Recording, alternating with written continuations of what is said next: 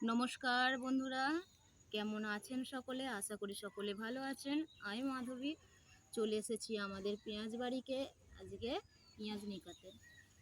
তো পেঁয়াজ চাষ করতে গেলে প্রথমত মাটিকে জল দিয়ে কাদা করতে হয়। তারপরে পুরোপুরি কাদা হয়ে গেলে তাতে সার ছড়িয়ে ভালো করে কাদা করে তাতে পেঁয়াজ লাগাতে হয়। তারপরে মাটি যখন শুকনো হয়ে ফেটে যায় তখন এইরকম নিকাতে হয়। তারপরে আবার 10-15 দিন পরে আবার জল দিতে হয় তাতে। তো কাদের ওইখানে পেঁয়াজ চাষ হয় বা কারা কারা করো কমেন্টে অবশ্যই জানাবেন। নমস্কার বন্ধুরা, কেমন আছেন সকলে? আশা করি সকলে ভালো আছেন। আমি মাধবী চলে এসেছি আমাদের পেঁয়াজ বাড়িকে আজকে পেঁয়াজ নিকাতে। তো পেঁয়াজ চাষ করতে গেলে প্রথমত মাটিকে জল দিয়ে কাদা করতে হয়। তারপরে পুরোপুরি কাদা হয়ে গেলে তাতে সার ছড়িয়ে ভালো করে কাদা করে তাতে পেঁয়াজ লাগাতে হয়। তারপরে মাটি যখন শুকনো হয়ে ফেটে যায় তখন এইরকম নিকাতে হয়।